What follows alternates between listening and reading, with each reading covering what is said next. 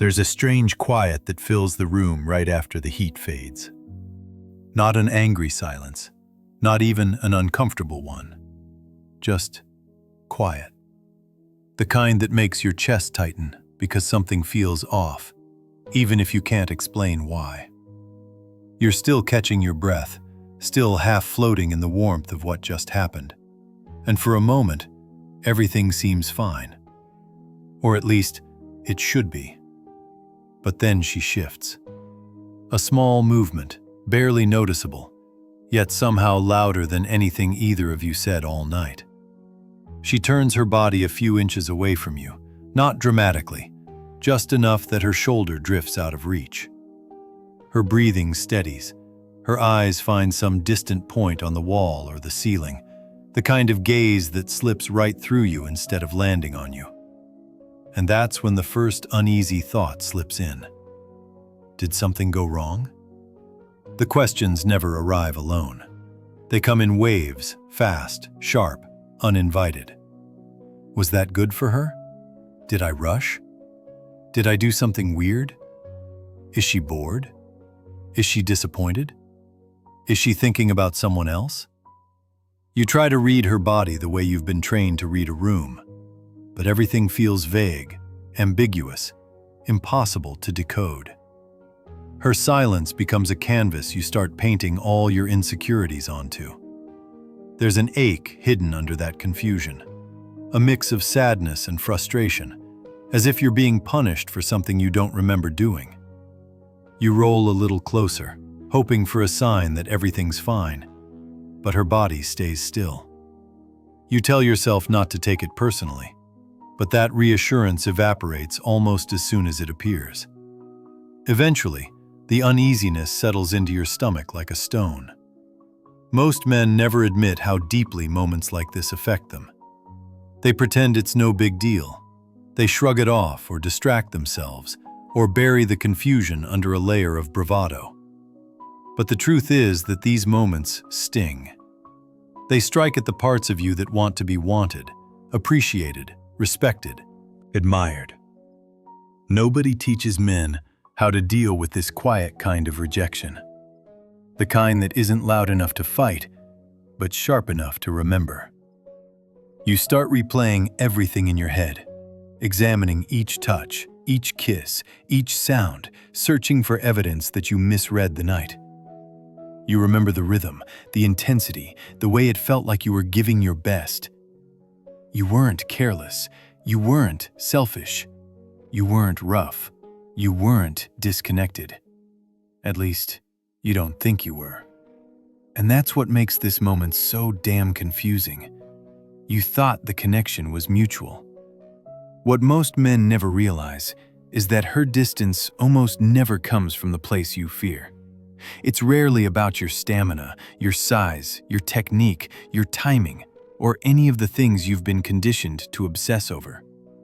The world teaches men to judge themselves by performance, so it's natural you assume that's what she's judging too. But women aren't scoreboards. Their desire doesn't rise and fall on a single act. It builds or breaks long before you ever touch a button or slide into the rhythm you think sex is supposed to be. The reason her distance feels so personal is because intimacy feels personal. Yet her reaction is often rooted in something much quieter than disappointment.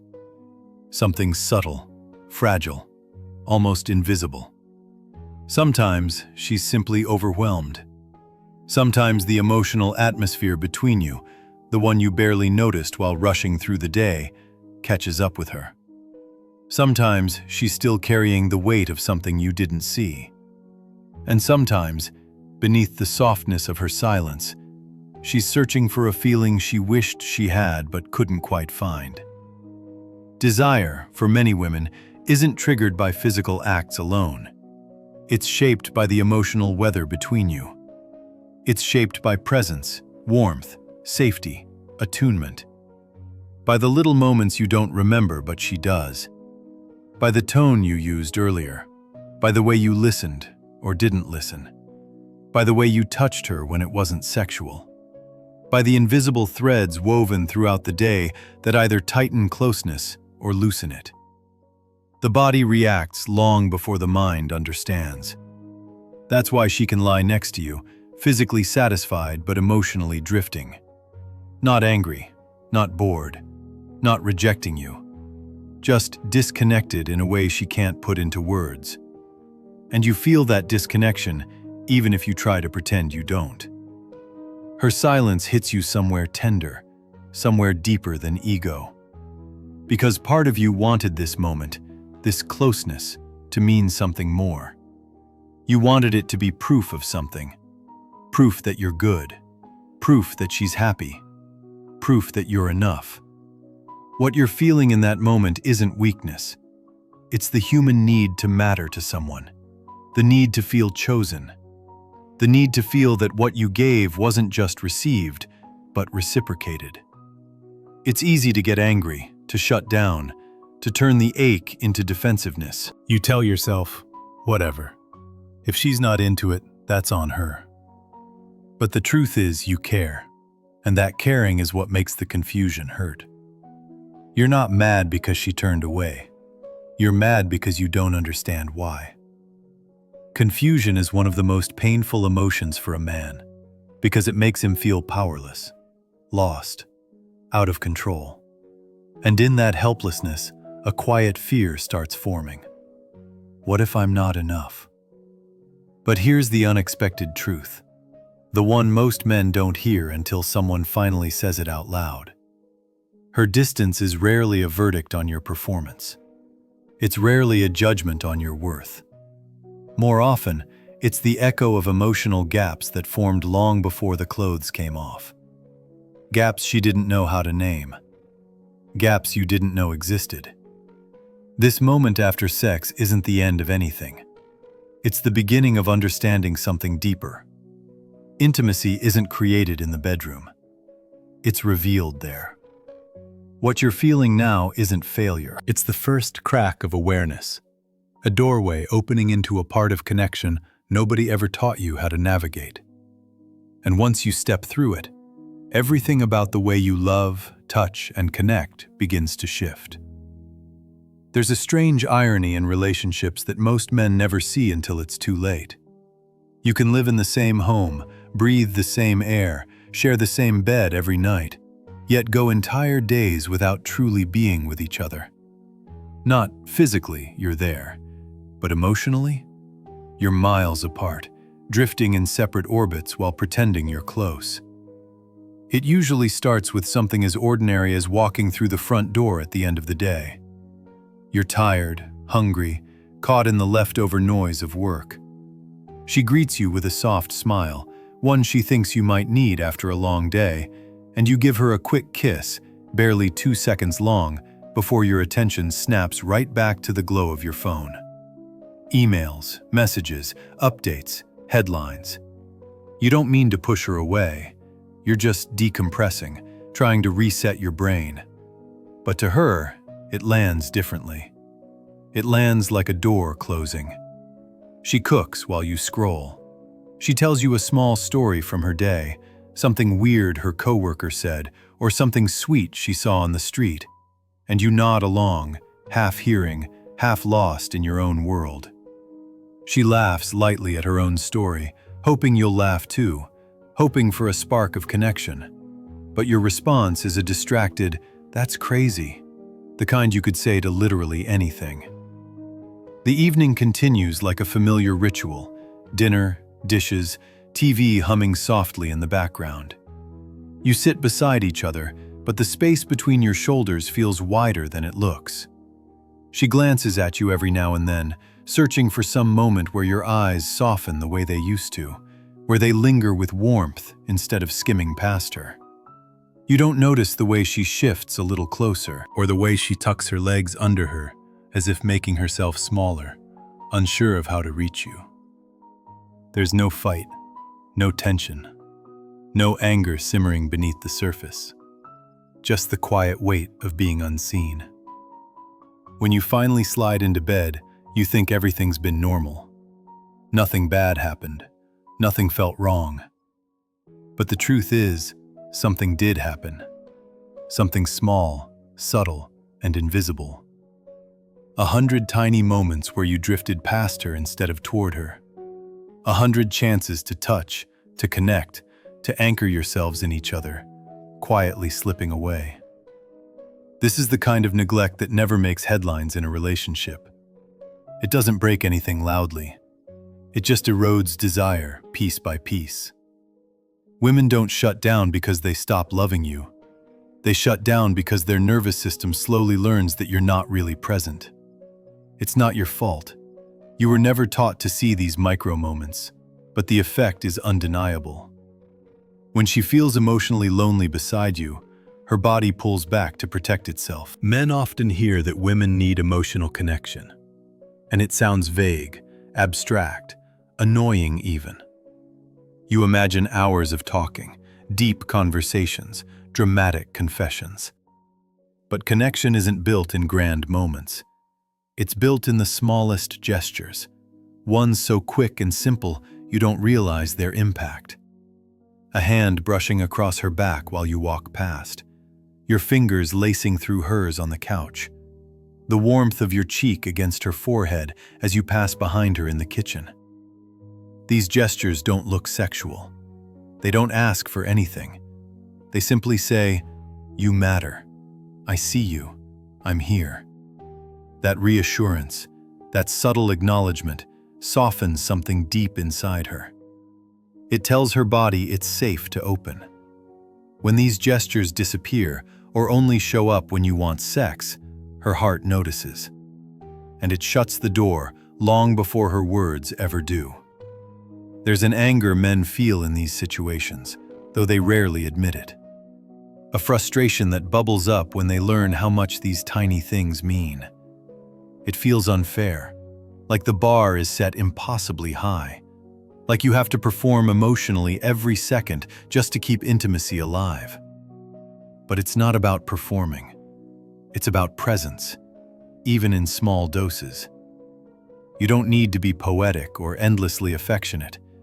You simply need to be touchable, reachable, human. The irony is that men crave connection too, even the toughest ones, even the ones who act like they don't need anything. But somewhere along the way, many men learned that emotional presence is weakness, that vulnerability is unattractive, that stillness equals failure. So they shut off, automatically, quietly, in ways they don't even notice.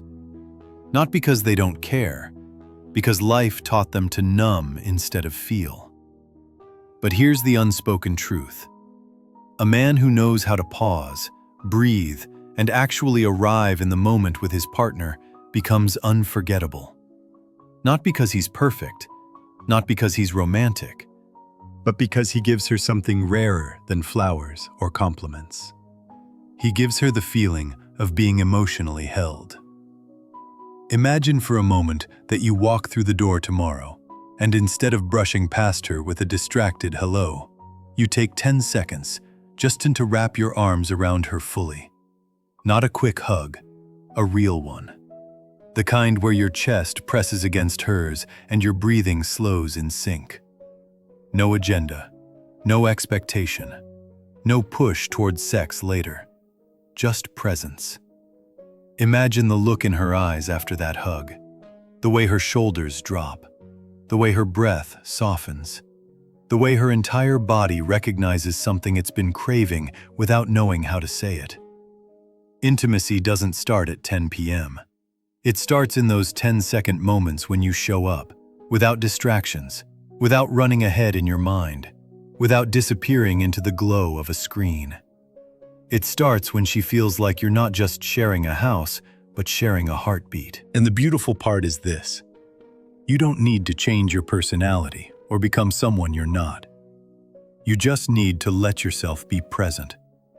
A few seconds at a time. A few gestures at a time. Small shifts that slowly warm the emotional temperature of the entire relationship. When presence returns, desire follows. When she feels seen, her body opens. When she feels held, she leans in. Not because she owes you intimacy, but because closeness becomes the natural, effortless expression of feeling connected to you. This isn't about doing more. It's about being there. And when you learn how to truly be there, everything else, touch, desire, passion, stops feeling like something you have to chase and starts becoming something that naturally rises between you. There's a particular moment that happens in almost every relationship. A moment so small and ordinary that most men never recognize how much weight it carries. It usually begins with a sigh from across the room. Not a dramatic one, just a soft exhale, the kind that slips out when someone has been holding too much inside for too long. She might be sitting at the edge of the bed, or leaning against the counter, or curled up on the couch with her knees tucked under her chin. And then she says something like, "Today was a lot." You hear the heaviness in her voice, and your instincts kick in immediately. You love her. You don't want her hurting. You want to solve the problem, remove the stress, fix the situation because that's what you've been trained to believe love looks like. So before she finishes her sentence, your brain is already scanning for solutions. You offer advice. You break things down logically. You tell her what she should do differently. You hand her the blueprint for getting rid of the heaviness. And then it happens. Her face changes. Her shoulders lower, not in relief, but in disappointment. The sparkle in her eyes dims. She goes quiet, nods politely, and gives a small, "Yeah, maybe." You can feel her pulling inward, withdrawing from you, and for the life of you, you can't understand why. You were trying to help. How did help turn into distance? What you didn't see was the emotional moment she was offering you. She wasn't handing you a problem. She was handing you a piece of her heart. And instead of holding it, you tried to fix it. There's a sadness in that realization, because it means the connection she hoped to feel dissolved the moment your solutions entered the room. She didn't want a mechanic. She wanted you. Just you. Your presence. Your warmth. Your willingness to sit with her in the storm without trying to rush the clouds away.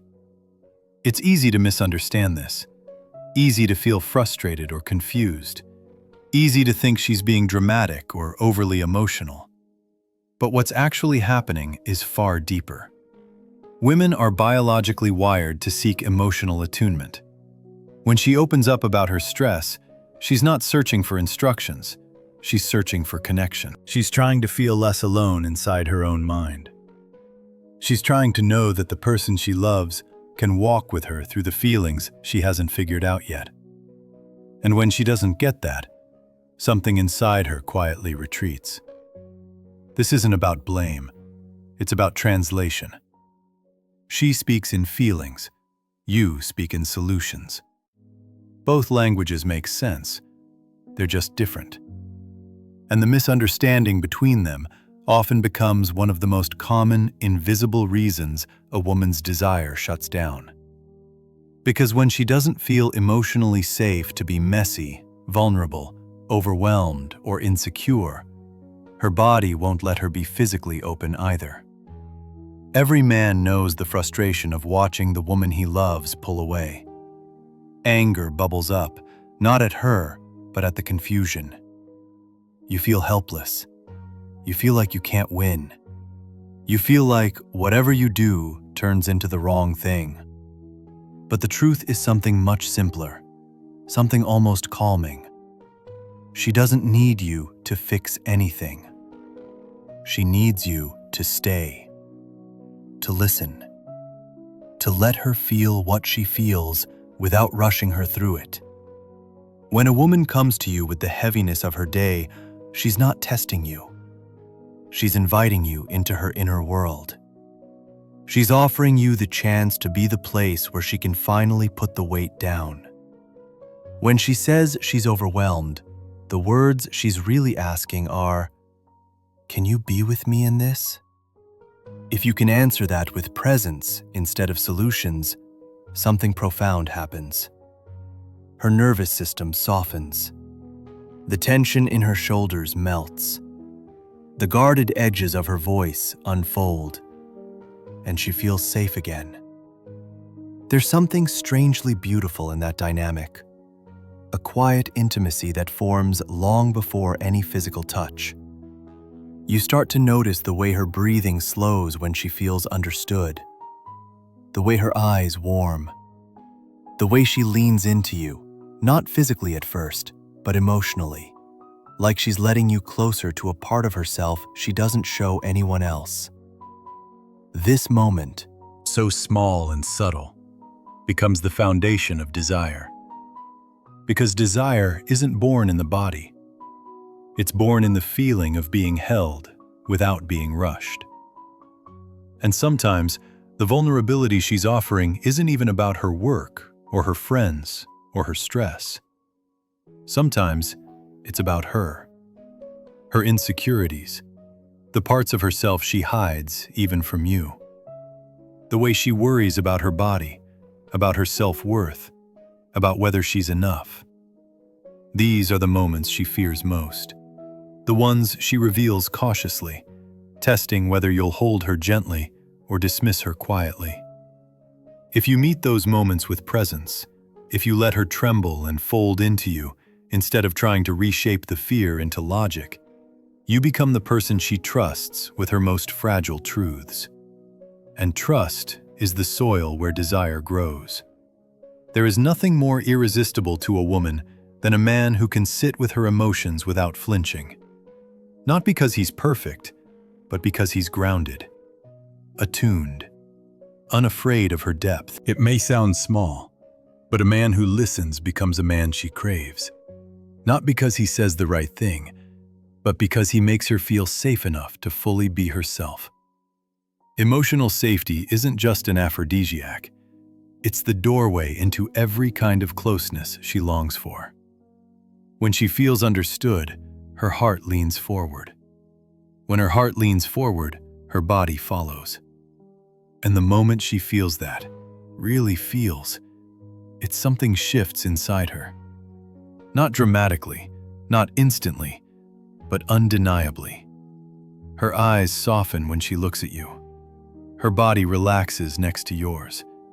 Her laughter returns, fuller and freer. And nights that once felt distant begin to feel warm again. Not because you learned a new technique, but because you learned how to be with her, not just near her. When listening becomes foreplay, everything changes. There's a look women give when they feel uncomfortable but don't know how to say it. It isn't dramatic. It isn't accusatory. It's subtle, almost invisible unless you know how to read it. Her eyes stop meeting yours for more than a second. Her breath goes shallow. Her movements become a little quieter, a little stiffer. She might even smile softly, because that's what women are taught to do when they feel uneasy. Make it look gentle. Make it look small. Make it look like it's not a big deal. You've probably seen that look before without realizing what it meant. Most men have. And not because they're cruel or careless, but because they grew up believing that silence equals approval, and approval equals desire. They were never taught that many women shut down rather than speak up, not because they don't want to, but because speaking up has never felt safe. Not in past relationships, not in their childhoods, sometimes not even in the world. Sex becomes one of the most fragile places this misunderstanding shows itself. It starts innocently. You kiss her, she kisses back. You touch her, she responds. She says yes to intimacy, and you take that yes as a green light for everything that follows. And why wouldn't you? You're trying to be a good partner. You're doing what you think she wants. You're giving what you would want if the roles were reversed. But her experience might be on an entirely different track. When you move a little faster than she expected, she might freeze, just a split-second freeze, too quick for you to notice. When you try something new without asking, she might hold her breath. When you skip over a moment she wasn't ready to skip, She might let out a small laugh that sounds playful, but is actually covering discomfort. These tiny reactions, barely visible, barely audible, are the moments where her mind drifts away from connection and into survival. There's a sadness for men in this too. They aren't mind readers. They aren't trying to hurt anyone. Many of them genuinely believe they're pleasing their partner because that's the script they've been handed their entire lives.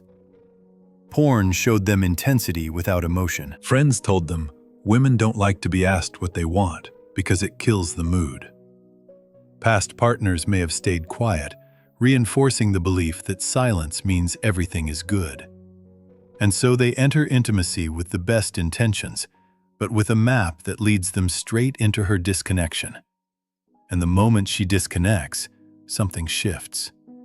She's there, physically present, but her spirit retreats. She stops letting herself fully feel. She stops letting her body respond naturally. She slips into performance mode, giving you the version of herself she thinks you want, so the moment doesn't become awkward or disappointing. Meanwhile, inside, she's waiting for it to be over. It's painful when a man realizes this, not because he intended harm, but because he never wanted her pleasure to be a mask. It hurts in a way that scratches at shame, frustration, even anger at himself.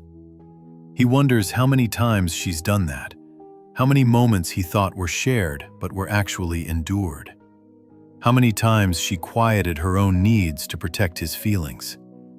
And the grief of that realization is one of the heaviest things a man can carry. But there's something hopeful hidden beneath that grief, something powerful, something redeeming. The moment a man understands that he cannot rely on her silence to guide him, he becomes free to build a deeper kind of intimacy, one grounded in communication, attunement, and actual presence. Imagine a night where, instead of guessing, you ask. Not in a clinical way, not interrupting the flow, but with the softness of someone who deeply cares. A whisper against her neck asking, "Does this feel good?" A gentle question when you're exploring something new. "How does this feel on your body?" Those questions don't kill the moment. They deepen it. They tell her she isn't expected to perform pleasures, she's invited to feel it. And imagine the trust that forms when she senses that you're paying attention. Not just to her sounds, but to the subtle tension in her muscles. Not just to her responses, but to the moments she hesitates. The way her breath catches when she's overwhelmed. The way her body pulls back a fraction of an inch when she needs a pause. When you notice those moments and adjust without being told, something inside her expands with relief. She feels safe in a way so few women ever get to feel during intimacy. Safe to speak, safe to feel, safe to want. There's a courage in creating this kind of space. It requires dropping ego, releasing assumptions, and being curious instead of certain. It requires understanding that consent isn't a one-time yes, but a living, breathing conversation between bodies. It shifts intimacy from something you do to something you create together. And when she feels like a co-creator instead of a passenger, desire becomes something natural, not something forced. Communication, in this sense, is more seductive than any physical technique. A man who asks, who listens, who adjusts, who invites rather than assumes, she becomes unforgettable. Not because he performs perfectly, but because he makes her feel like her body belongs to her, even in the most vulnerable moments. That level of respect is rare. That level of presence is intoxicating. That level of care dissolves the quiet distance that once took her away from the moment. And there's a beauty in how simple it really is. You don't have to say the perfect words. You don't have to anticipate every need. You just have to be someone who stays connected while you touch her. Someone who checks in with warmth, not insecurity. Someone who treats her pleasure as a landscape you explore together, not a puzzle you're expected to solve alone. When intimacy becomes collaboration instead of assumption. When communication replaces silence. When consent becomes connection instead of formality. Her body responds with a kind of openness that can't be faked or forced. This is where real desire starts. This is where she stops drifting and starts leaning in. This is where sex becomes something you feel together instead of something you perform alone. When you create a place where she feels safe not just to say yes, but also to say, slow down, stop, or try this instead. That's the moment she begins to trust you with her whole self. And that trust becomes the doorway to the intimacy you've been searching for all along. There's a strange pressure that settles onto a man's shoulders once the lights go low. It's the pressure to perform, to impress, to prove something, not always to her, but often to himself. The world teaches men that sex is a test, a scorecard, a silent evaluation of masculinity. And so, without meaning to, many men slip into the role of performer the moment clothes hit the floor. It starts in the mind long before the body moves. Thoughts race like a quiet storm behind the eyes. Am I lasting long enough? Am I doing this right? Is she enjoying it? Is she close? Am I good enough? Every doubt becomes a weight. Every second becomes something to measure. Every breath feels like part of a routine you're supposed to perfect. What she feels in those moments isn't always what you think. She sees the tension in your jaw when you're trying too hard. She senses the way your focus drifts inward, away from her and into yourself, like you're wrestling invisible fears she can't help you with. She feels the rhythm shift from something shared to something chased. And little by little, that turns the warmth of intimacy into the coolness of performance. It's heartbreaking when you think about it how hard men try, how deeply they want to get it right, how desperately they want to be enough, yet how easily that pressure suffocates the connection they're trying to build. It's not arrogance, it's not selfishness, it's fear. Fear of being inadequate, fear of disappointing her, fear of being judged in a place where you're the most vulnerable you can possibly be. Meanwhile, she's wishing for something so simple, it almost feels unfair. For you to be present, not perfect, not impressive, just here, just with her, just unguarded enough to let her in. When a man shifts from performance into presence, something profound happens. The room feels different. Time slows. His body softens. His breath deepens. She feels the moment instead of analyzing it. She stops worrying about whether she should make a sound or move a certain way or react in a way that boosts his ego. The two of you stop being actors in a silent play and start becoming partners in a shared experience. Presence isn't passive. It's not doing nothing. It's noticing everything. The way her chest rises under your hand. The way her eyelids flutter when she feels something she likes. The way her fingers dig into your skin when she wants more. The way her breath shakes when she feels vulnerable.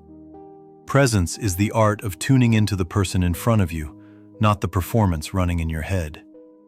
There's a softness that enters the space when this happens. It's not weak. It's not unmanly. It's the softness of trust, the softness of surrender, the softness of two nervous systems slowly syncing with each other. That's where real pleasure begins, not in technique, not in stamina, not in hitting all the right spots, but in the silent knowing that you're in this together. A woman can feel the difference instantly. Her body responds differently. Desire doesn't feel forced or mechanical. It feels like something rising naturally from within her because she feels emotionally held, not evaluated. Emotional safety turns into physical openness. Physical openness turns into pleasure. Pleasure turns into connection. Connection turns sex into an experience she doesn't just enjoys, she craves. And then comes the moment many men underestimate more than anything else: the aftermath. The moment right after everything peaks, The breathing slows, the trembling fades, The warmth settles into quiet. This is the space where her heart is wide open. This is where she's the most vulnerable, the most soft, the most deeply wired for connection. And yet so many men roll away. Not because they don't care, but because they've been conditioned their whole lives to think the job is done. What they don't see is how quickly that small movement can close something inside her. The warmth turns cold. The openness contracts. The intimacy that was blooming seconds earlier wilts. It's not that she expects romance or poetry or grand declarations. It's that the moment she needed closeness the most became the moment she felt alone. Aftercare isn't a chore. It's not something you do out of obligation. It's the final, essential chapter of intimacy. The chapter that tells her what happened between you wasn't just physical release. It was connection. It meant something. Sometimes all she needs is for you to stay close, to let your hand rest on her hip, to pull her gently against your chest, to breathe with her until your bodies settle together in the same rhythm. Sometimes it's a kiss on the forehead. Sometimes it's a whispered, "That felt amazing." Sometimes it's silence, but a warm kind, the kind that says, "I'm still here." What men rarely realize is that aftercare doesn't simply preserve the intimacy of the moment, it deepens it. It rewires how she experiences sex with you. It turns the memory of the night into something safe, comforting, and desirable. It makes her want you again, not out of duty or habit, but out of genuine longing. Presence during sex makes her feel desired. Presence after sex makes her feel cherished. Both matter. Both shape how she shows up with you the next time. Both build the kind of connection that makes her choose you again, not just with her body, but with her heart. When the curtains close on performance and presence takes the stage, intimacy stops being something you try to achieve and becomes something that flows naturally between you. It becomes a ritual, a rhythm, a shared language of touch and tenderness and honesty. A place where both of you can be unguarded. A place where both of you can rest. And in that space, where neither of you is performing, where neither of you is pretending, where both of you are finally letting yourselves be seen, this is where love grows. This is where desire stays alive. This is where she stops drifting and starts reaching for you, again and again, not because she feels she has to, but because she truly wants to.